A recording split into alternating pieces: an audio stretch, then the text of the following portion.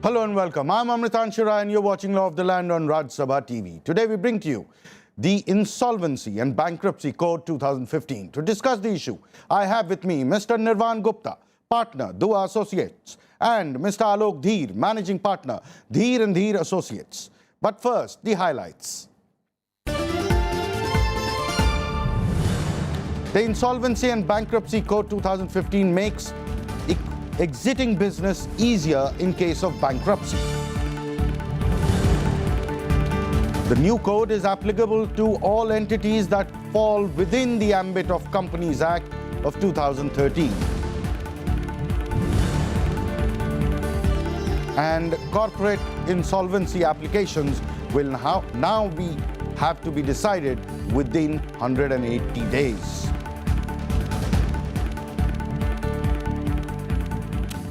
The Insolvency and Bankruptcy Code 2015 will replace the existing bankruptcy laws to make it easy for investors to exit within a fixed time frame to improve the ease of doing business in India. Insolvency is a situation where individuals or organizations are unable to meet their financial obligations. There is no single law that deals with insolvency and bankruptcy. There are many different laws providing for multiple forums such as Board of Industrial and Financial Reconstruction, Debt Recovery Tribunal, and National Company Law Tribunal, and their respective appellate tribunals. Liquidation of companies is handled by the High Courts. Individual bankruptcy and insolvency is dealt separately. According to the government, the existing framework for insolvency and bankruptcy is ineffective and results in undue delays in resolution affecting business environment. It will give one clear platform to all the creditors, partnership firms, individuals who have been facing any problem in terms of bankruptcy. And it will enhance the interest of the creditors. It will give confidence to the creditor that his money is going to be back. There would be a way of recovering the money. The process is going to be shortened. It will not be that long drawn process of going to the Debt Recovery Tribunal and other ways of doing it. So I think it's a great step forward. It is definitely going to be a great boost for the economy and for the development of the economy if the timelines which have been provided in the Act can be followed. The provisions mentioned in the Insolvency and Bankruptcy Code 2015 will be applicable to all entities that fall within the ambit of Companies Act 2013, any company which is governed by a special act in force, Limited Liability Partnership Act 2008, also partnership firms and individuals. For the investment sector, the underlying objective is that by reprocessing assets and businesses which are sick or insolvent, either so that the same businesses can emerge in a healthy manner, or so that there can be new owners of those businesses, and the process does not take so long that by the time the process is done, the assets have gotten completely degraded. The bill aims at balancing the interests of the stakeholders by consolidating and amending laws related to reorganization and insolvency resolution of corporate persons, partnership firms, and individuals in a time-bound manner, which would lead to maximization of value of the assets. The bill is expected to make it easier for sick companies to either wind up their businesses or engineer a turnaround.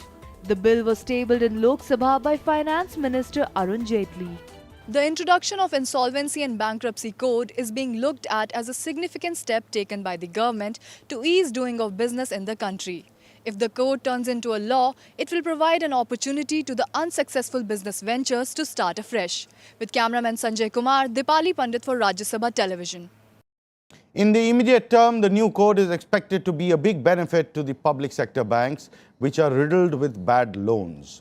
It will enable them to recover their dues easier. Straight away, going to the issue, sir, the most important aspect, you pointed out that this is a huge shift from the earlier status, which was where the judicial wisdom weighed over commercial wisdom. Now, this bill takes away the position in favor of commercial wisdom and away from judicial wisdom.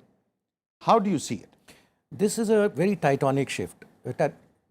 Earlier, we used to have debtors in possession, and the creditors had to go through the processes of DRT, etc., to recover their dues. There were various enactments like the Sick Industrial Companies Act, which were there for rescue, and then the winding up under the Companies Act. Different enactments, different processes. The entire legislation is now predicated upon the commercial wisdom. The entire process is now creditor-centric rather than debtor-centric. We are talking in terms of creditors in possession during the process of rehabilitation of the company, if it is possible, or liquidation of the company. So that is the major shift in the jurisprudence of the insolvency and bankruptcy. Helpful or not helpful? I would say it's a question ultimately of balance. We do not know how this will be implemented. I can only say that in discussions with various in other jurisdictions, lawyers in other jurisdictions who have for years had enactments which were creditor in possession and creditor-centric enactments, they have all confessed that it is impossible to revive a company with a creditor in possession, and they are talking in terms of how to bring back the debtor into the operations of the company. Apprehensions remain. Apprehensions remain. The point that you made, I mean, there's so much of data that is involved, financial data. What about, you pointed out the confidentiality aspect. That what happens to that data? I mean, how can people lay or get right to information or can get information of something that is confidential to an entity? Is that the point you're making? Yes. So the bankruptcy code envisions a whole generation of insolvency professionals, information utilities, and they are changing the process from a judicial process to a market-driven commercial process. We all know that we don't have a data protection law in the country, and this data which will be sitting with the information utilities, which are yet to take form and shape, and the code of conduct and the code of ethics are yet to see the light of the day. But how this financial information which they will mine from all the borrowers, be it individuals or be it corporates, and how sensitive this information may be, and it may be very sensitive because they would not be mining just for filings which have been made with the Ministry of Corporate Affairs. They would be possible disclosures a little more onerous than those, and how will those be secured and safely kept is something which is an area of concern which needs to be addressed. So what you're saying is borrowing is a very sensitive issue for whether it be individual, company, entity, anyone. And that confidentiality of the borrowing aspects, of the debt aspect, needs to be given the treatment that is given right now. Right. Correct? Right. On the capacity building side, sir. May I just make a comment before that? As you are aware, recently the Supreme Court has called upon the RBI to provide information relating to all defaulting borrowers with more than 500 crores of NPA. Correct. And the RBI's counsel came back and said that this information is not available with us and we will have to get it back from the banks. That's the challenge we are dealing with today. Okay. On the infrastructure capacity building side, the bottlenecks. On the infrastructure capacity building side, there are two basic, if I may say, pillars on which this entire enactment will be based. One is the insolvency professional, and the second is the insolvency utility, the information utilities. Now, the capacity building, insofar as both of these are concerned, is very, very significant and is required and is likely to take a long time before it is implemented. Nirwan has already mentioned about the challenges relating to the information utilities. But with respect to insolvency professionals and the insolvency professional agencies, the rules and regulations as to who these insolvency professional agencies are going to be, who are going to be registered as insolvency professionals, what are the qualifications. No indication. There is none in this enactment, and it is left for the board to create rules, and in turn for the insolvency professional agencies to lay down guidelines, including guidelines with respect to the qualification of the insolvency professionals. This is another very important aspect. In the enactment, the insolvency professional agencies, before taking up an assignment for a CIRP, will have to give in a bond with respect to the entire assets which they are going to manage, which is there so that if there is any challenge to an act or action or inaction which has led to a loss to the entity, that can be then, the bond can be then invoked by the board, or as the case may be by the company. Now that is going to be a big challenge as to who would come forward for giving such a big bond or a guarantee with respect to the transaction that it is going to handle purely as a professional. Any lot of apprehensions on this Right. part because there's a huge shift from the earlier system, and obviously the balancing of the judicial part will have to be made. That balance you are in favor of. That judicial wisdom should have a role. I would say that there is a balance, as we said. Clearly, the arrangement which we had in the past of judiciary running the roost, I mean, ruling the entire process, has not worked. Equally, the question of creditors, because this is predicated, as I said, upon the creditors' wisdom of taking speedy and correct decisions. In the ecosystem which is prevailing in the country, how effective or how possible that is very difficult to envision at this point of time. You'd like to add something? See, I'm not that critical because the present bankruptcy process in the country is broken. Anyway, very complicated, It is scattered, broken. I mean, pieces, tatters. Yes, because you have a plethora of legislations. There are dichotomies within those. For example, when you initiate a SARFAESI action, right, the seeker proceedings, which is the Sikh Industrial Companies proceedings, are abated. And if a creditor is able to then liquidate the assets out, then there is no point of seeker proceedings left because Correct, you cannot revive anything. There is nothing to revive. So there are dichotomies within the legislations, and there are also many forums which are handling these problems. So you need one comprehensive approach, a holistic approach to resolve what is broken, and it is today, it is really broken. So summing it up, what you're saying is, I mean, the sense that I'm getting is, it's a good step forward, but more issues need to be sorted out. Yes. Specifically, the apprehensions of the sector needs to be addressed, and there has to be a balance between the judicial and the commercial wisdom.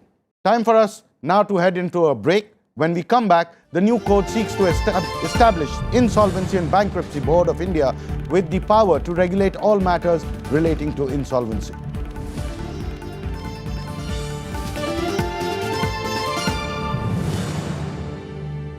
Welcome back. The Insolvency and Bankruptcy Code seeks to provide for establishment of the Insolvency and Bankruptcy Board of India. The board would regulate insolvency professionals, insolvency agencies, and information entities. The central government will retain all powers of the board till all this is established. According to the provisions of the bill, corporate insolvency applications will have to be decided within 180 days with an option of extending it by an additional 90 days. Resolution process for companies and limited liability partnerships provides for completion of process within a maximum period of 180 days from the date of registration of the case. This period may be extended by 90 days if 75% of the financial creditors agree. There will be provision for a fast-track insolvency resolution process for companies with smaller operations. The process will have to be completed within 90 days, which may be extended if 75% of financial creditors agree. Fundamental underpinning of any of business as a whole is that the parties you're dealing with need to be good for their money. Now, the difficulty with a bankrupt company or a company that may go bankrupt in the future is that you remain uncertain as to whether in future that company will honor its obligations or be able to pay. That uncertainty is actually priced into the value of goods and services, and therefore it becomes more expensive and people price in that risk. If you have a good bankruptcy system, the cost of doing business as well as the ease of doing business will be reduced. According to the proposed law, the insolvency resolution process will be managed by a licensed professional. It also sets up insolvency professional agencies. These agencies will admit insolvency professionals as members and develop a code of conduct and evolve performance standards for them. It also provides for information utilities that will collect data about debtors to prevent serial defaulters from misusing the system. The bill sets up the Insolvency and Bankruptcy Board of India to act as a regulator for these utilities and professionals. The insolvency regulator, the Insolvency and Bankruptcy Board of India, will have 10 members including representatives from the central government and Reserve Bank of India. It will register information utilities, insolvency professionals and insolvency professional agencies under it, and regulate their functioning. The bill sets up an insolvency and bankruptcy fund which will be made of grants made by the central government, deposits by persons, and interests earned on investment made from the fund. The whole intent of passing of the bill is to, make all the process much more simpler and easier, and strengthen the creditors, the individuals, and other people in terms of, the fact remains that insolvency doesn't really mean that the person should be completely, there's a stigma which has been attached to it. We see that people don't really come out and say that they're insolvent. The entire bankruptcy procedure was completely absent, which is very much prevalent in the West. We see there are laws which are there in the United States and elsewhere. The same aspect has been inculcated here. The code seeks to repeal or amend nearly a dozen laws, including the Companies Act 2013, Recovery of Debts Due to Banks and Financial Institutions Act 1993, and Sikh Industrial Companies Repeal Act 2003, amongst others. Experts believe as the code streamlines and consolidates multiple laws, it will make the process of winding up of business much easier. The code also provides for penalties for offences committed by debtors. There are separate penalties for individual and corporate insolvencies. With cameraman Sanjay Kumar, Dipali Pandit for Rajya Sabha Television. The new code is, however, not clear on whether the old laws governing insolvency and bankruptcy are being repealed or whether they will still be applicable and how. Is that correct, sir? Yeah. In fact, as has been possibly mentioned here, it is repealing. It will repeal or it will substitute the Sikh Industrial Companies Act. But insofar as the Companies Act is concerned, only Chapter 19 and 20 will go. Because they are the ones relating to rescue and with respect to bankruptcy.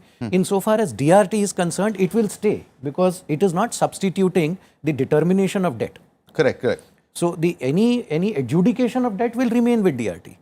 Okay. So it's not really clear what will remain, what will go, what will be repealed. It is very clear insofar as the bankruptcy, Insolvency and Bankruptcy Act is concerned, it will repeal SICA. That's all. Okay. And all other aspects insofar as winding up, which is liquidation, and rescue, which is in Chapter 19 and 20 of the Companies Act, will be substituted by this act. Okay. Going back to our issue of, there's a shift in focus from the debtors to the creditors. Now, how is that going to, affect the balance or the imbalance that is there, whichever is the case? In a way, it's required because right now, as I said earlier, the process was totally judicially driven. And at the end of the day, a company is a contract between debt and equity. Equity is running the company for almost all the time. It's only in a distressed situation that the debt contributor really takes over. And at that point in time, he has the maximum skin in the game. So decision making should be afforded to the debt contributor at that point in time. So there is nothing wrong in saying that creditors should not be given the decision making authority, which this bankruptcy code firmly places that onus onto them. The committee of creditors is the ultimate decision making authority. It has to be further approved by the adjudicating authority, which would be NCLT in cases of company. But those are not points on substantive points. Those are procedural points which they will adjudicate on. Do you have a difference of opinion on that? I would only say this, that the balance has to be found. The pendulum, as in India, was completely in the side of the debtors in possession. They were they were taking the decisions, and in fact, they were determining how the process of rescue and liquidation works. It has swung entirely the other way now. Okay. It is now diametrically a 180-degree shift. It is now the entire process is in the hands of the creditors. Bad for the entrepreneur. In my view, it's not good or bad. Both of them are concepts which have been applicable in different parts of the world. In my view, you have to find the right balance in the ecosystem of this country. It may be somewhere in between. Certainly, I agree with Nirvan. You cannot have a situation where the debtor, a defaulter, continues to remain in possession and, as they say, cooks a snook at the others and says, look, I'm there. No, but however, at the same time, with an environment of startup in India, you know the environment in India. It's a startup. So if you allow the creditor more than extra powers. In a what startup happens- situation, it's a absolute, because the person who's starting up the company knows the company. So it's an no antithesis. amount, That's what no I- insolvency professional can substitute it. So Correct. it will be a disaster. But at the same time, there is very grave need for the creditor to come back and have a say in the affairs. How much are you going to keep the debtor out of this entire process is a balance that that we have to find in this country. In other parts, as I said in the opening remark, in other parts of the world, people who have been flirting with the creditors-centric legislations are veering around to the fact that you need to have the debtor somewhere in the picture. You can't really run this show without a debtor. Correct. Insolvency professionals can't just one day come in and start running very complex organizations in various parts of the world. On the, you made a point about the generation aspect. That, see, as far as the distress management of the entire bankruptcy thing is concerned, that this bill or the code tries to address. Right. But at the generation point, where the loans or the credit is being disbursed, there is no transparency, there is no information, and isn't the RBI really responsible for it? And shouldn't the RBI, get more proactive on allowing all this information so that it doesn't go to the level of bankruptcy? Right. The preventive so-called measure. What we are trying to fix is we are trying to move away from a closed judiciary-based regime to a regulatory regime. A regulatory regime, by its very nature, is premised on disclosure of information, which is priced in by the market forces, right? So you're trying to do it at one end of the credit pipe, which is the distress end of the credit pipe. It also needs to be done at the initiation end of the credit pipe, which is the generation end. And if you are able to disclose, and eventually we would need to move away from loans given by banks and into a scenario where corporates are raising large chunks of money through bonds, corporate bonds, and that will reinvigorate or rather kickstart the bond market in India. And if you do that, you would need to anyways disclose everything at the initiation stage. So you will have to create a symbiotic relationship, marry these two ends, and then make it work. Otherwise, those information utilities So what you're saying would not is really this- achieve the function that they're So trying to what achieve. you're trying to say is that this piece of policy, this part of the puzzle is not addressed, has not been addressed, is not even there's not even an attempt to look at it the way you look at it. In India, we've already had the charges get registered. So whenever a debt is contracted in the first instance under the MCA website, the charge gets registered. So information is in public domain to that extent. Yes. In the information utilities which are being proposed under this enactment, all sorts of financial lending, all sorts of financial contracts with charges, etc., will now become part of the information utility. You will be required to file that information, whether it is a lender or it's a bond. So or very any quickly, other so this needs to be addressed. The 2 points that you made, there is no notice period and there is no classification of creditors. Yeah. Very quickly, sir, because we are running out of time. This issue pertains to the CIRP application. At the stage when a default has occurred, an application is to be filed before the adjudicating authority. And at that stage, within 2 days, the adjudicating authority decides whether to proceed with the CIRP application or not. But there is no notice which is provided there for any creditor before filing such an application before the adjudicating authority. In my view, there would be a lot of difficulty here because bona fide disputes with respect to the debt will emerge and it will be very difficult for the adjudicating authority to decide within 2 days. And if the adjudicating authority is deciding purely on the basis of the information which has been provided in the information utility, it is a one-sided information. That is one aspect. The second is that the approval of the resolution process, the resolution package, is to be made by a committee of creditors. All financial creditors are supposed to be sitting on this committee. Now, financial creditors under the enactment include any transaction which is interest bearing. It includes lease and hire purchase. It includes derivatives. It includes counter indemnities with respect to guarantees which may have been given. Now, all these are having very different rights with respect to each other. So there are different classes of creditors within an entire enterprise. So there has and to if be a classification all of them bunch and sit together on the same platform, there is invariably the persons who are lower down the security ladder if they have a majority, they will try to muscle out the secured creditor, which is not a desirable practice. You also, very quickly, the point you wanted to make, there's no threshold for, Filing the application. For filing, For yes. filing, Just to yes. add, yes. Well, the point. Right. So it could be a 5,000 rupee, a claim and a default, or a claim for that matter, and it could trigger insolvency process. That's going to make the entire process really difficult to manage, because it's not supposed to be the retail 5,000, 10,000 issues that the board has to resolve. There are bigger challenges, correct? Right, right. So I mean,